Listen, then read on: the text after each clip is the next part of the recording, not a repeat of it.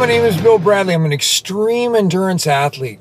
The topic of today's video is test, test, test.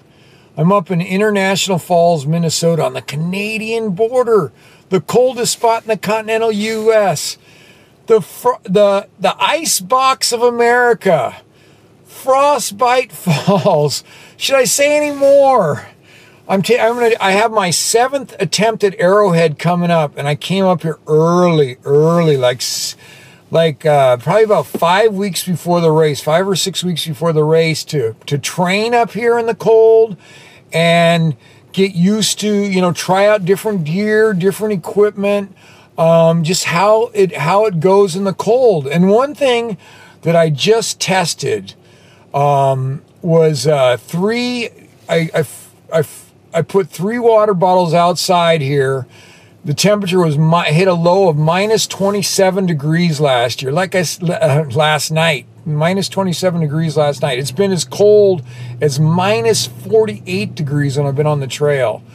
So I was testing these 3 bottles, I think they're like aluminum bottles with with an insulated cover on them. And my buddy Mike, who lives up here, he said, he told me to do it.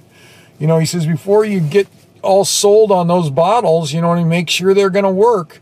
And so we put 3 of them outside, one with cold tap water in it, one with hot tap water, and one with boiling hot, scalding hot water, like, out of one of those coffee machines, scalding.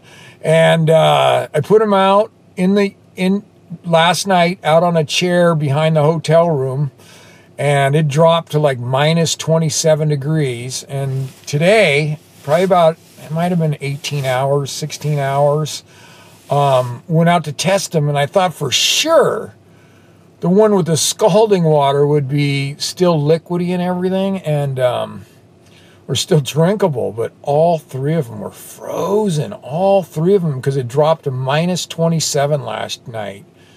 And these fancy bottles, like I said, like some sort of aluminum looking bottle with an insulator on them, and all froze.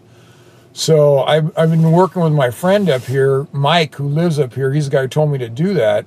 And so we'll brainstorm some more. We may either have to go all the way away from these and go to thermoses, or depending what the forecast is, if it is to be really cold, or maybe put these inside of a some sort of a igloo type ice box of some sort in there. It's insulated, like a reflective cooler,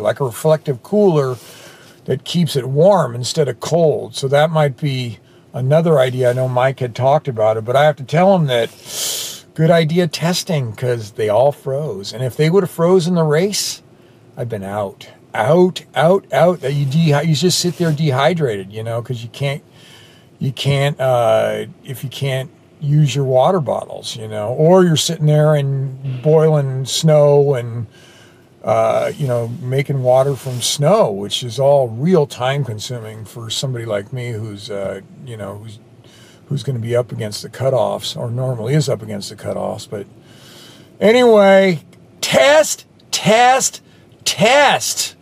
Don't assume, because I really assumed that the 2 hot ones would not be frozen. The scalding hot and the sink hot, I thought would not be frozen, and they were. All right, like I said, better learn the lesson by my hotel than out on the trail, though. If you're interested, you can contact me by emailing me at epicbillbradley@gmail.com. Have an awesome afternoon.